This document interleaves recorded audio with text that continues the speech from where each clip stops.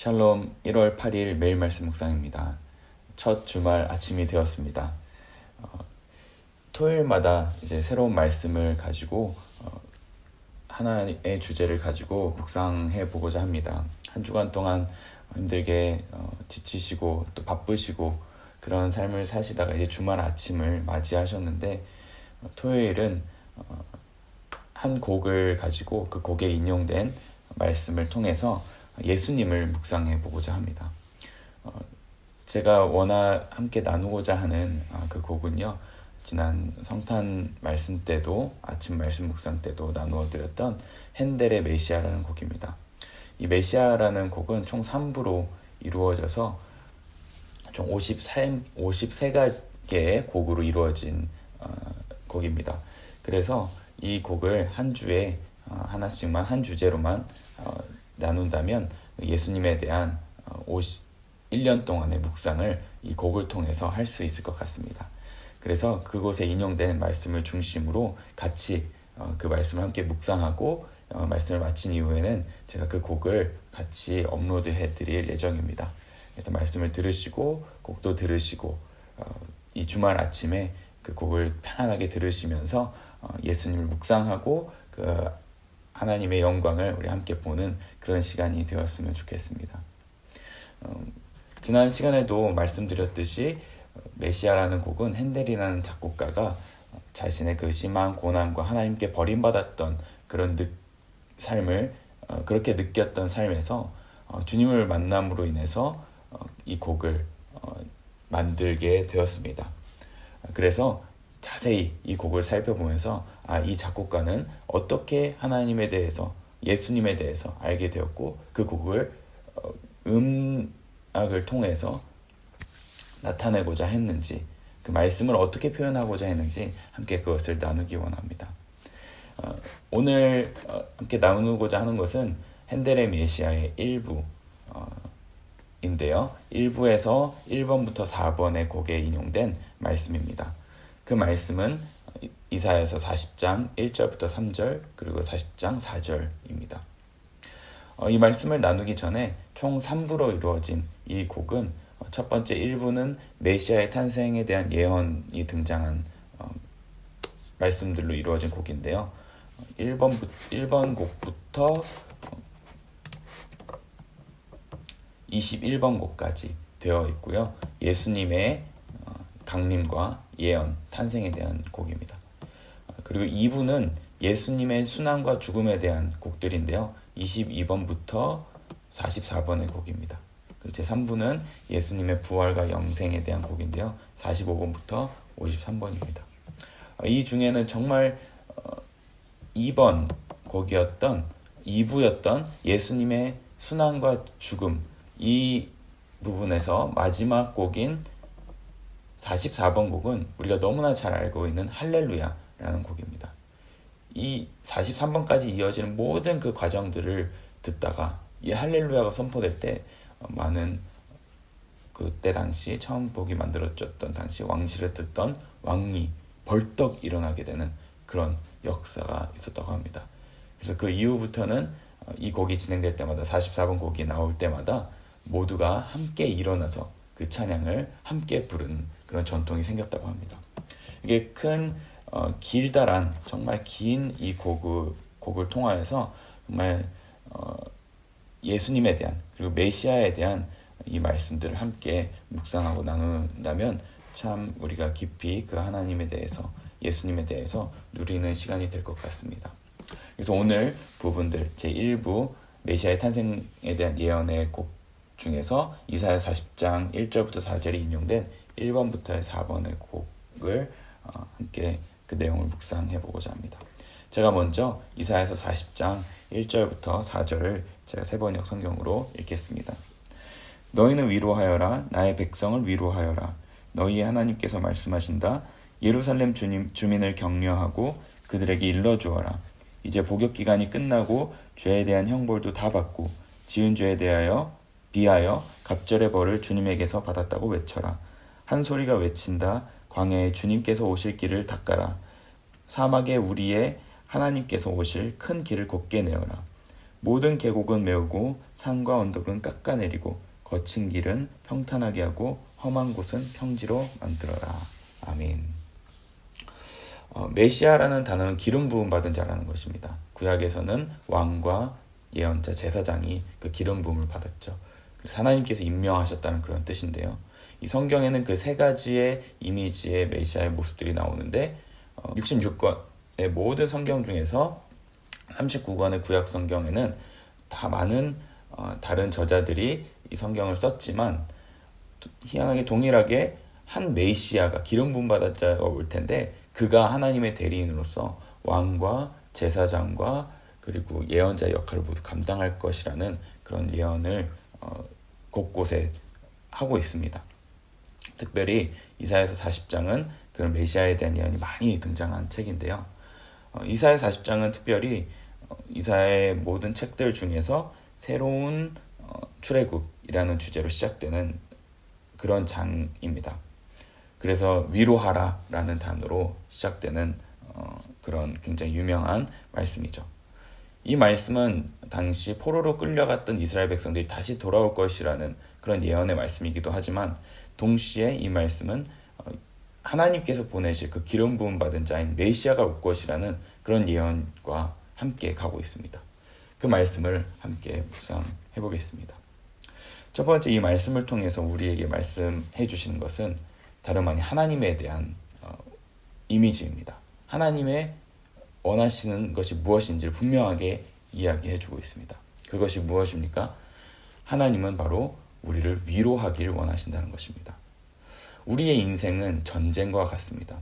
이때 당시 예루살렘이 마치 바벨론의 포로로 끌려갔던 것처럼 인생이라는 전쟁과 같은 인생을 살아가고 또 죄라는 혼란 속에서 우리는 살아가고 있습니다.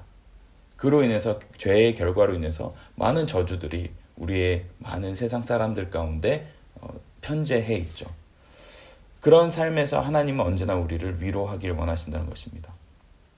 오늘 이 곡의 작곡자인 핸델의 인생 역시 사업의 실패, 몸의 질병이라는 인생의 전쟁이 있었는데 그것이 종식된 순간이 바로 하나님을 만나는 순간이었습니다. 자신은 하나님께 버림받았다고 생각했지만 이 곡을 만드는 순간 주님으로 받았던 그 위로를 이 곡 속에서 표현했던 것입니다. 주님을 만났을 때 어떤 감정이었을까? 우리가 이 곡을 들어보면서 함께 느껴보길 원하는데요. 우리의 인생 또한 마찬가지일 것입니다. 우리의 인생에 전쟁과 같은 사건들, 어떤 모습들이 있을 텐데 때로는 인생에서 내가 감옥에 갇혔다고 여겨지는 때도 있을 텐데 오늘 이사야서 말씀이 선포합니다.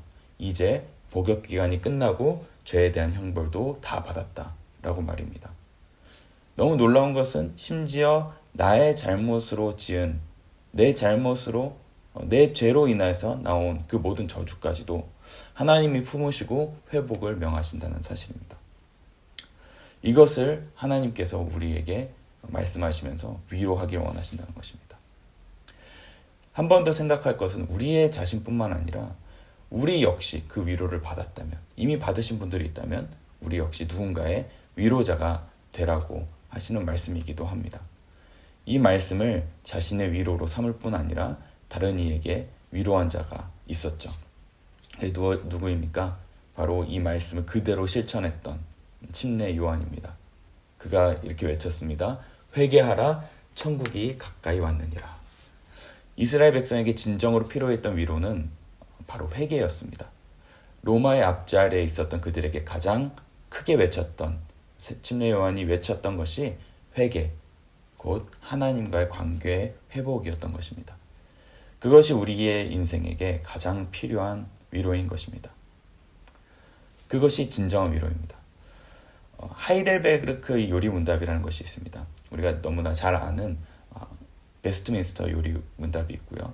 그리고 하이델베르크 요리문답도 또 하나의 유명한 그 하나님의 말씀을 정리한 그런 문답지입니다.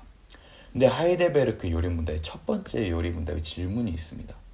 모든 것의 첫 번째 요리문답의 첫 번째는 그 교리의 핵심되는 주제가 등장하는데요. 하이델베르그 요리문제 첫 번째 질문은 무엇이냐면 이것입니다. 사나 죽으나 당신의 단 하나의 위로는 무엇입니까? 답을 제가 읽어드리겠습니다. 그 답은 나는 나의 것이 아니고 사나 죽으나 몸과 영혼이 모두 나의 신실하신 구주 예수 그리스도의 것입니다. 주께서 보배로운 피를 흘려 나의 모든 죄값을 치러주셨고 마귀의 권세로부터 나를 자유롭게 하셨습니다. 또한 하늘에 계신 나의 아버지의 뜻이 아니고는 나의 머리카락 하나라도 나의 머리에서 떨어지지 않는 것과 같이 주님께서는 나를 항상 지켜주십니다. 실로 모든 것이 협력하여 나의 구원을 이룹니다. 내가 주님의 것이기에 주께서 성령으로 말미암아 내게 영원한 생명을 보증하시고 지금부터 나의 온 마음을 다하여 기꺼이 주를 위하여 살도록 인도하십니다. 아멘. 그렇기 때문에 오늘 이사야는 말하는 것입니다. 그분을 만날 길을 예비하라고 말입니다. 그분이 오실 길을 예비하라고 말입니다. 사막의 대로를 곧게 하여라. 이 말은 곧 사막과 같은 우리 인생에 길을 내라고 말씀하십니다. 그것은 곧 회개입니다. 이것이 이번 곡에 등장한 이사야서 40장 1절 2절의 말씀이었습니다. 3번 곡에는 이런 가사가 있습니다. 모든 골짜기 높아지리라. 이스라엘의 사막, 곧 광야는 이렇게 우리가 상상하는 어떤 모래 사막이 아닙니다. 광야는 민둥산같이 울퉁불퉁한 지형입니다. 멀리서 보면은 마치 엠보싱같이 높아졌다 낮아졌다 하는 것이 울퉁불퉁한 것이 저 지평선 너머까지 펼쳐져 있는 것이 유대 광야인데요. 그곳에 광야의 낮은 곳을 보다 보면 햇빛을 피하기 위해서 많은 동물들과 사람들이 모여있게 됩니다. 근데 그것이 무엇이 문제가 되냐면 그 골짜기와 같은 곳은 어둡기 때문에 사나운 짐승들이 언제 덮칠지 모르고요. 그리고 그곳에 도둑들이 숨어 있어서 언제 그들을 지나가는 사람을 해할지 모르는 곳입니다. 너무나 유명한 말씀이 있죠. 여호와는 나의 목자시니 내가 부족함이 없으리로다. 시편 23편 말씀인데 거기에 내가 사막의 음침한 골짜기를 다닐지라도 이것이 바로 광야의 음침한 골짜기, 그 낮아진 골짜기를 이야기합니다. 그 골짜기가 왜 위험하냐면 사나운 짐승들과 도둑들, 강도들이 늘 도사리고 있는 곳이기 때문입니다. 그렇기 때문에 모든 골짜기가 우리 마음속에 있는 그 어두움들, 그 어둠 속에는 사단이 언제든지 우리를 괴롭히고 힘들게 하려고 숨어있는 곳이기도 하기 때문입니다. 그래서 하나님이 말씀하십니다. 그 모든 골짜기는 높아져라. 그 모든 어두운 부분들이 높아져라. 그곳에 예수님이 지나가실 길을, 앞으로 오실 메시아가 오실 길을 예비하라고 이야기하십니다. 바로 회개를 통해서 말입니다. 뿐만 아니라 높이 솟은 부분이 또 위험한 부분이 있습니다. 그것은 무엇이냐면 이스라엘의 햇볕은 너무나 뜨겁기 때문에 그 지형에 높이 솟은 부분에 서 있게 되면 그 태양볕에 너무 뜨거워서 정말 목이 탈 뿐만 아니라 햇볕이 너무 세기 때문에 피부가 정말 타들어가는 듯한 그런 느낌이 들기도 합니다. 마치 그 골짜기에 높아졌다는 것은 우리의 마음이 교만하여서 높아진 부분이라고 볼 수 있을 것입니다. 하나님께서 교만하여 높아진 부분도 낮추라고 하십니다. 그곳에는 예수님께서 오시기에 합당치 못하기 때문입니다. 그래서 그 길을 예비하는 것. 모든 골짜기는 높아지고 교만한 마음은 낮아지고, 그래서 예수님께서 오실 길을 예비하라는 것입니다. 그렇게 우리의 광야와 같은 인생 속에서 어떻게 그것이 이루어지게 됩니까?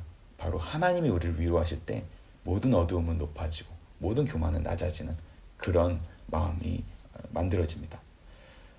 뿐만 아니라 우리의 마음뿐만 아니라 하나님께서 우리에게 임하시면 우리 또한 누군가의 마음에 위로를 줄 수 있습니다.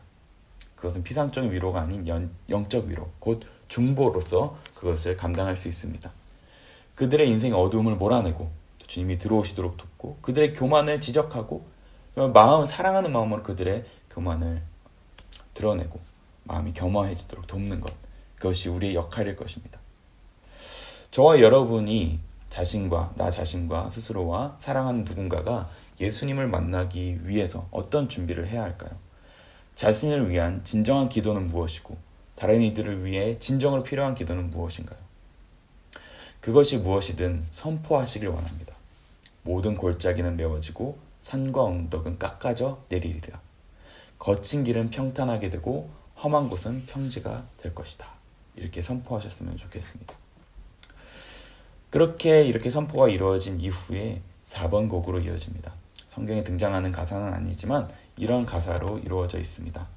주님의 영광 나타나리라. 만민들이 다 함께 보리라. 주께서 친히 함께 보리라.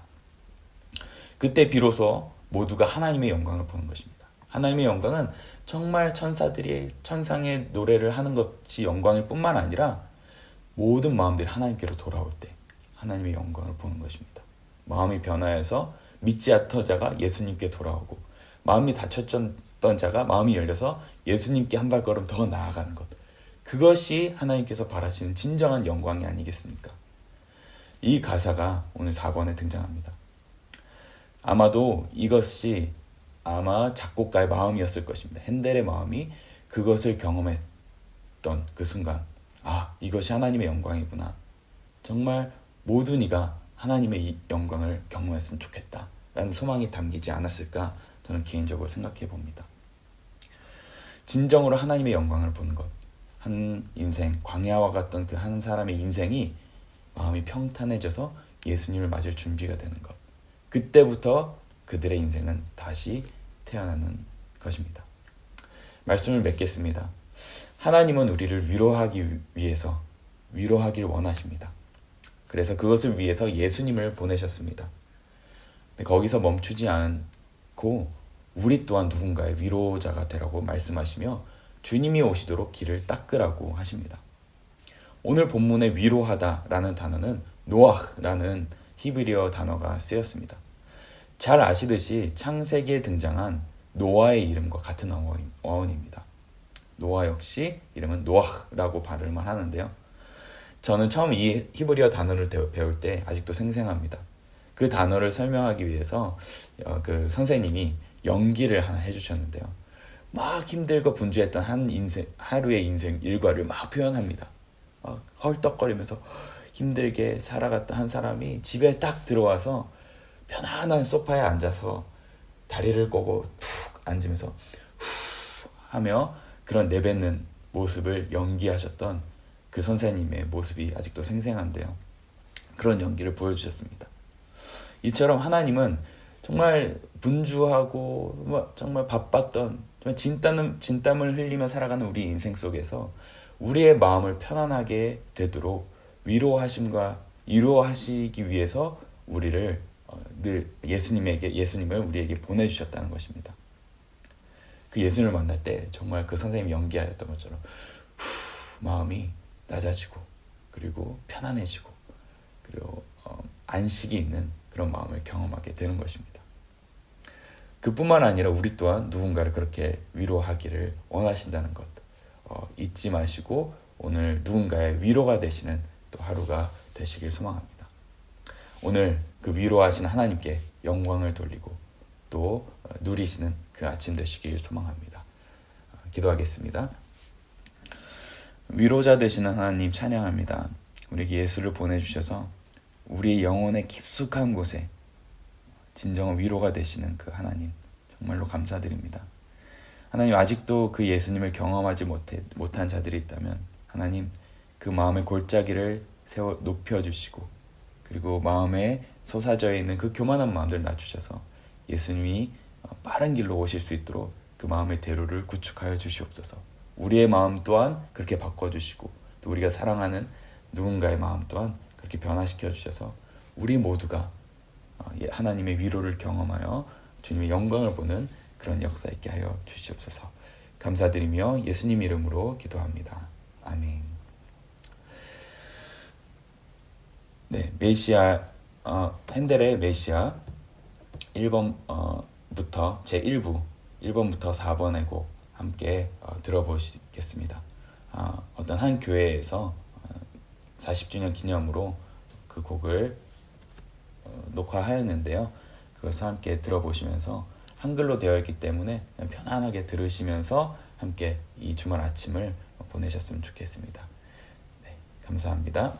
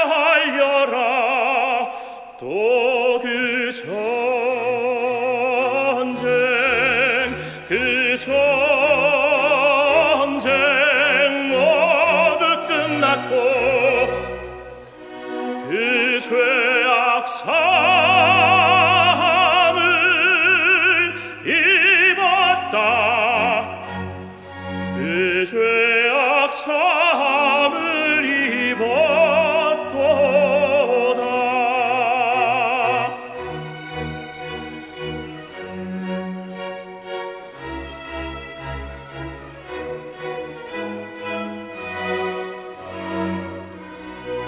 소리 있어 광야에서 외치되 주의 길을 예비하라. 사막의 대로를 주 위에 곧게 하라.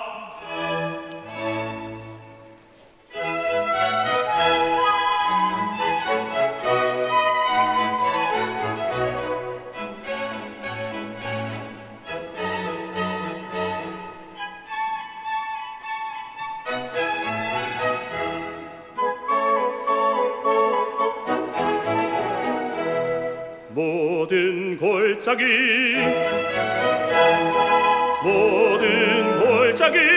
높아지리라.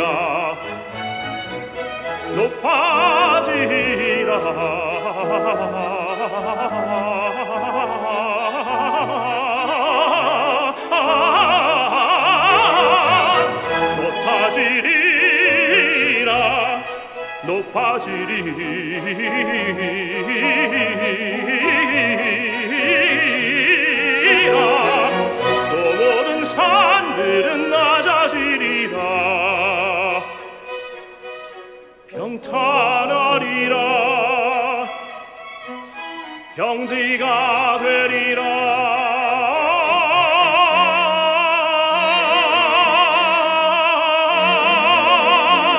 평탄하고 평지되리라.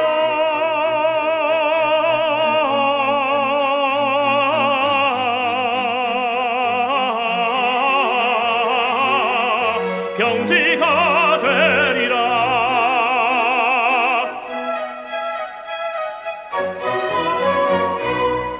모든 골짜기 모든 골짜기 높아지리라.